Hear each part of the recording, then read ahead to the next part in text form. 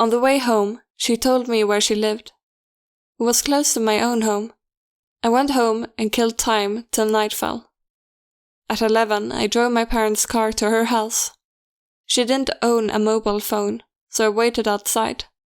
All the while I waited, I felt, for no apparent reason whatsoever, a touch of dread.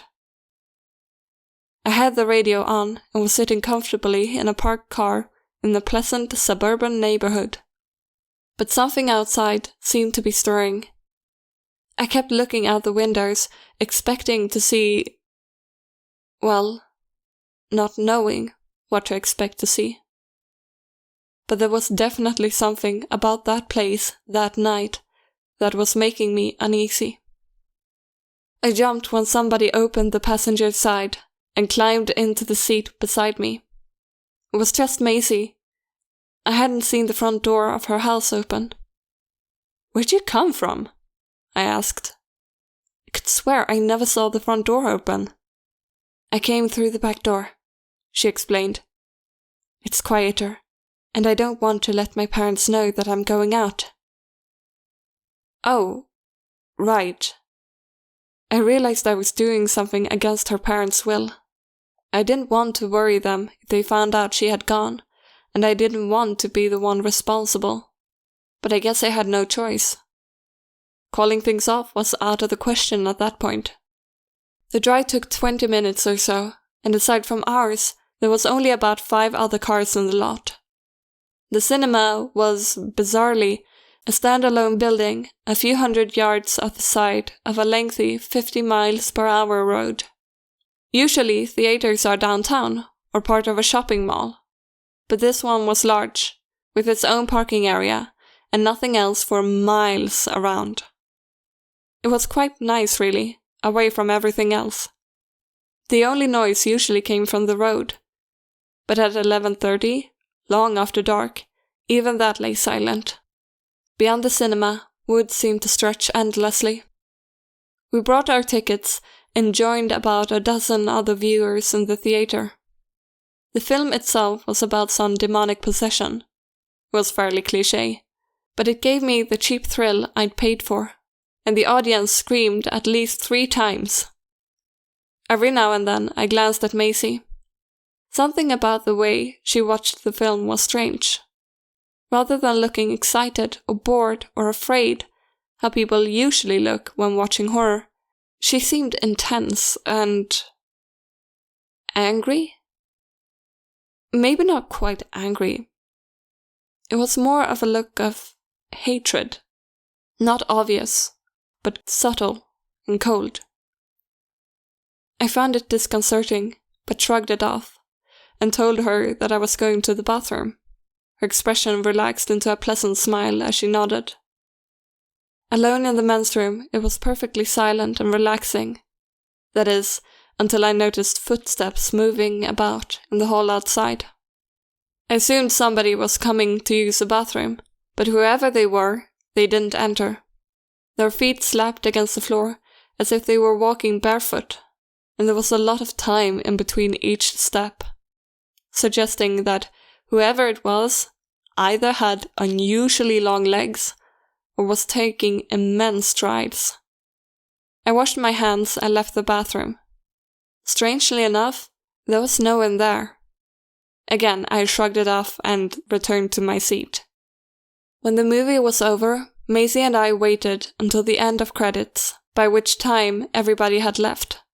Then we made our way out to the car. "Wait, I left my pullovers inside," she remembered just as we reached the car. "Should I get it for you? It's empty in there now."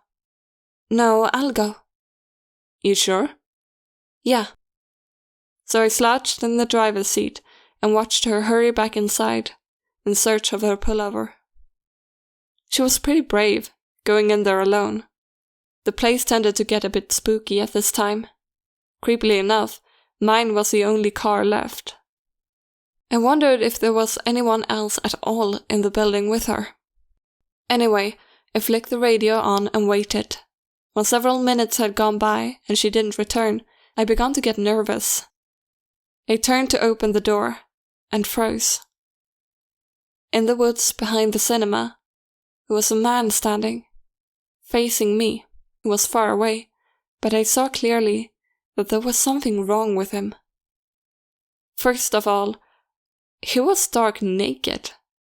His pale body, wiry and lean, was on full display. This began to sound alarm bells. The only rational explanation for his state of undress was that he might be an escaped mental patient. Or perhaps he was a pervert. He could be dangerous, I realized. I got out of the car and the man disappeared into the trees at once. I was getting increasingly uneasy. I decided to go find Maisie. A lone 18-year-old girl in an empty building at night just seemed like something bad waiting to happen. But to my relief, she came out right then, wearing the pullover. We got into the car and shut the doors. I switched the radio on. When the silence between us lasted too long, I asked her what kind of music she liked. "I don't listen to music," she said.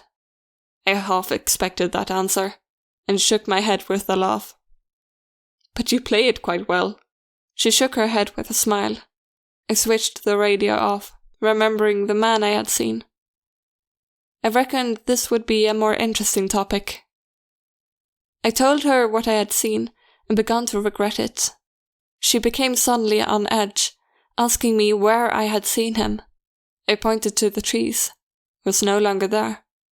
"I need to get home. Now," she said, looking me squarely in my face. "Please." "Okay," I said. I didn't ask any questions. I started up the car, and we drove out of there in a hurry. We didn't talk until we had left the theater far behind. I stole glances and saw that she was biting her nails. Something was bothering her. Something about the man's description, perhaps. I had no idea. I just kept driving. Several minutes later, I stopped midway along a country road and got out. "Why are you stopping?" she asked, clearly agitated. "I need some fresh air," I said. It was the truth. "Here?" she asked. Even though we were alone, she continued looking around cautiously. "It's nice here," I explained. "Really, you should come out with me. I cycle along here with friends sometimes." With some hesitation, she joined me. We leaned against the car while looking at the fields, which lay as far as the eye could see on one side of the road. On the other were thick woods. On that quiet, warm night, it was nice to stand out and simply gaze at the fields. In spite of her earlier unease, Maisie seemed to feel more and more comfortable where we were. Perhaps it was a pleasant view before us, with the fresh air, or perhaps it was the excitement of being out at night. Whatever it was, something made her forget about whatever had frightened her. I told her about how I had once been roughly at the same spot with some friends at sunrise, and how beautiful it had been. Then she opened up and told me about how she was honestly finding living in this town and going to this school. We laughed a little about the antics of our French teacher and even discussed the poetry we were studying. Occasionally, we would say nothing and simply take in the cool air. During one such silence, I felt a sudden, inexplicable pang of dread. Unsure why, I turned to look back at the road. What I saw flooded me first with confusion, then utter disbelief, and then with relentless, creeping fear. The naked man from the cinema was standing there, less than 100 yards away. How? I wondered. How was he already there? More chilling, however, was the question of why. What did he want? When I had first seen him, I hadn't thought much of him, besides that he might have been a potentially dangerous pervert. But where he stood in the moonlight, other odd details became clear. He appeared to be very tall, perhaps somewhere between 6 and 7 feet. He was clearly emaciated, apparently suffering from starvation, and yet his thighs and shoulders appearing bulky and disproportionately muscular. There was something disturbing about his face as well. It looked blotchy and deformed, like a melted plastic clown mask. Perhaps it was a mask. From my vantage point, I couldn't tell for certain. I think we should get into the car, I said. Huh? Why? She said, turning to me. Then she stiffened, and I knew she had seen him too. Hey, come on, get in the car, quick. I began to breathe heavily. She didn't seem to hear me. She looked as though she was in another dimension. I opened the door and tried to usher her inside, but she was alarmingly firm. The stalker stood still. The more I watched him, the less I thought of him as a person, and the more I thought of him as something else. There was something disturbing and inhuman about his face. His presence stank of raw, otherworldly menace. He moved. He began to sprint towards us. Maisie took off. I knew she was fast, but I'd never seen her run like that. It was as though she had been maddened by pure terror and lost control. Shoot! I cried, fumbling with the car door. My hands were sweaty and felt weak, as if enfeebled by fear of the stalker. Looking back, I was shocked by waves of cold panic. He was quick. Demonically quick. There was no way she could escape him on foot, let alone me. I overtook her in the car and called repeatedly from the window. Hearing me eventually, she got in. Then I put my foot on the gas and drove like there was no tomorrow. I expected to see the stalker in the rear-view mirror. Instead, I saw nothing but an empty road, as if he had never been there in the first place. I didn't dare to say a thing throughout the drive home. My thoughts ran wild, and my arms shook on the wheel. We reached our hometown in silence, and it wasn't until I stopped outside of her door that she spoke. No, she whispered. Take me to your house. I don't want to go home. Sure. I was baffled, but didn't want to fluster her by asking why. Not a problem.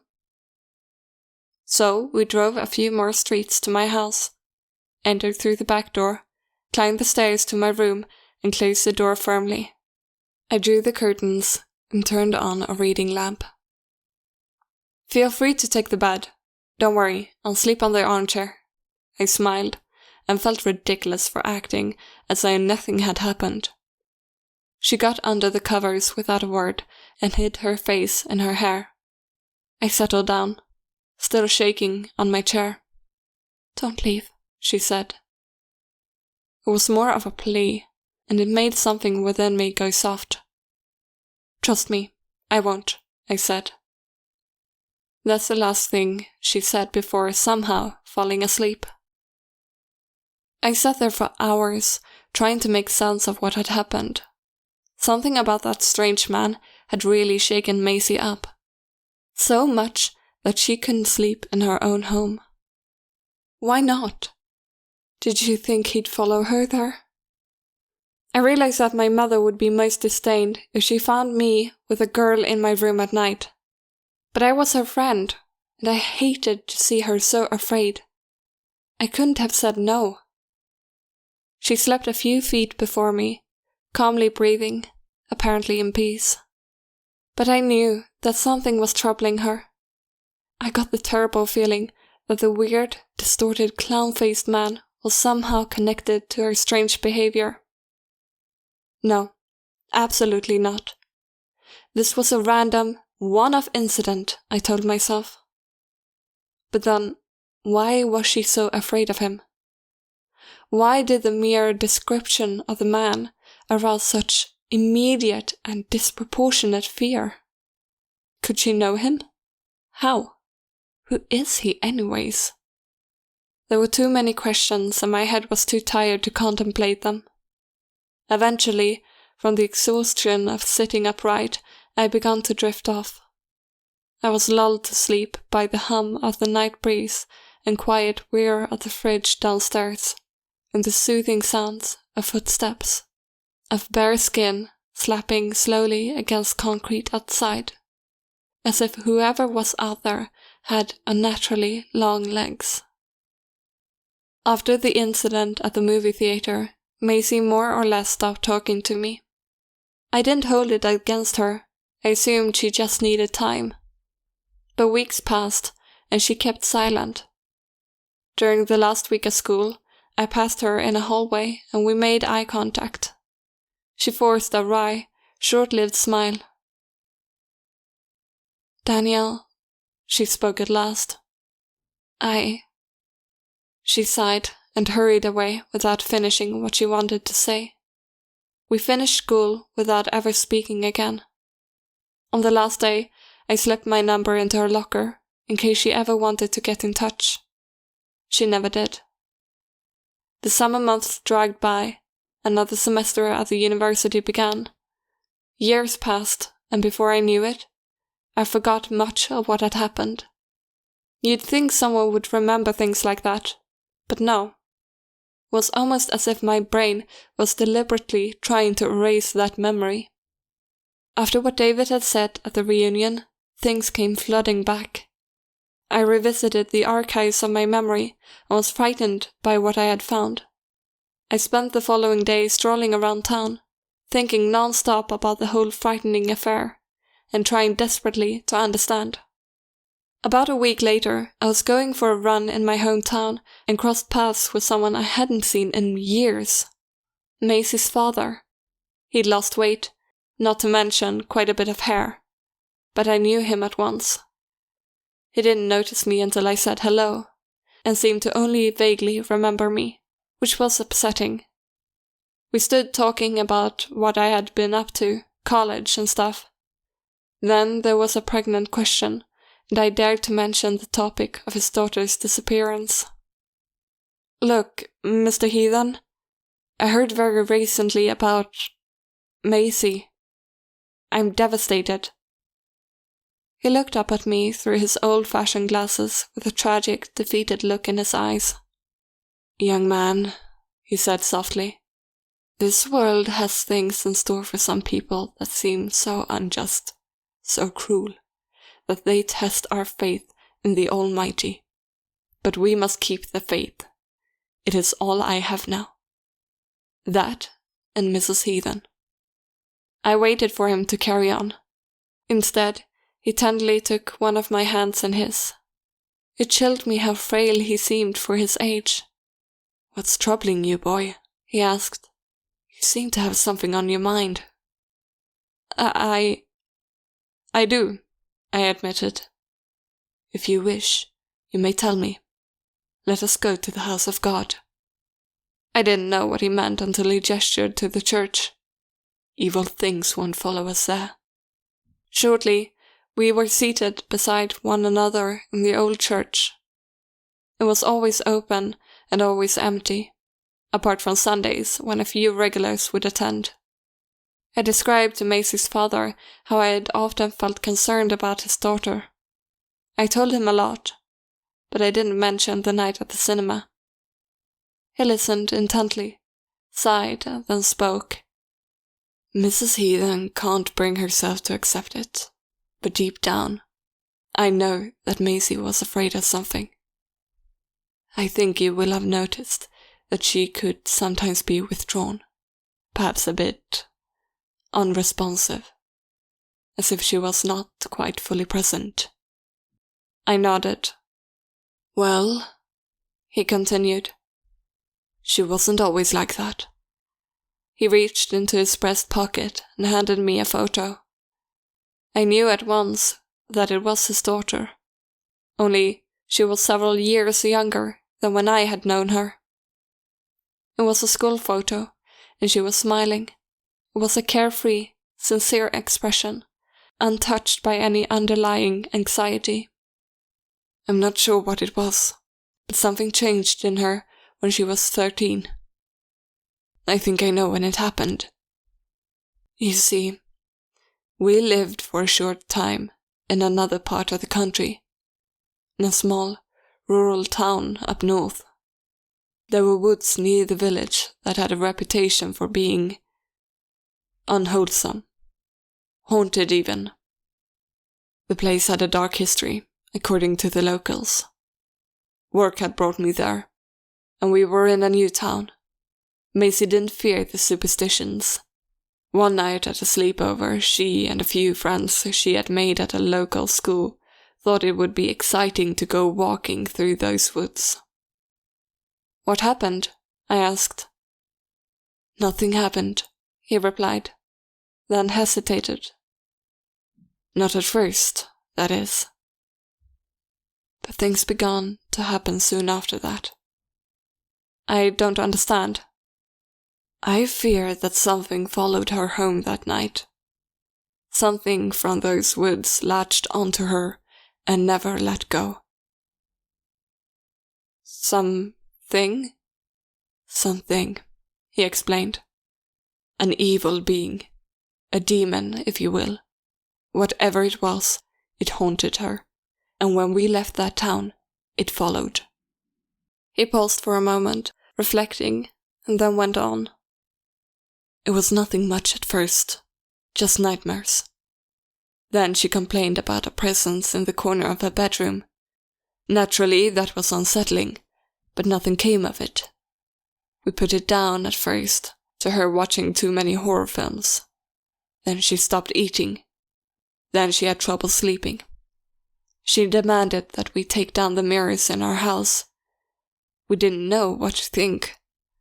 I got the feeling first that something unnatural was happening, but I wasn't sure. I never once saw anything unusual with my own eyes. But sometimes, I admit, I would go to her room at night, and the hairs would stand up on my neck inexplicably. She would go through phases of extreme paranoia, followed by extended periods of normalcy. But whatever it was, kept coming back." "Mr. Heathen?" I said, my voice shaking to my surprise. "Did she ever describe what that thing looked like?" "Never. Maisie avoided talking about it. I don't know if it even had a visible form. I couldn't help but think about the man outside the cinema. His elongated body, his hideous deformity, his strange, threatening aura. I tried to remember the image from my head. Her father carried on. Before she vanished, Maisie rented a waterfront cottage in a remote area. She told nobody about this, apart from a university professor she trusted. It was a strange thing of her to do. Our family had no affiliation with that area, nor had she been there before, to my knowledge. The cottage was in total isolation, miles from civilization. It was as though she wanted to escape everything. It didn't make sense. Then she didn't return. Police searched the area thoroughly, but there was no trace or clue that could be found. No signs of foul play. But they did find one clue. "What?" "Her clothes. They were left in the cottage. The odd thing is that they were not strewn all over the place as you might expect. Rather, they had been neatly folded and laid on the bed." I had hoped the conversation would help me better understand the mystery, but the more Maisie's father told me, the more questions I had. "What do you make of it all?" I asked. He replied in a hushed voice, "I think, young man, that this was something from beyond our world.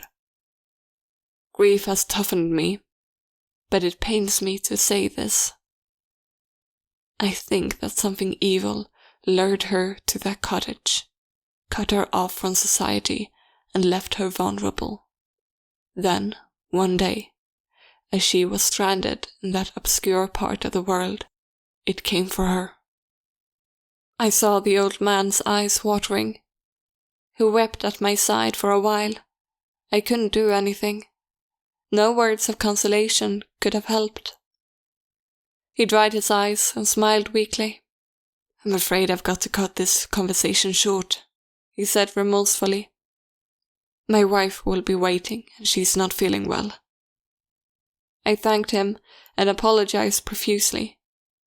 As he turned to leave, I called out to him, saying that I still had his photograph. "Keep it," he said. "What? No," I protested.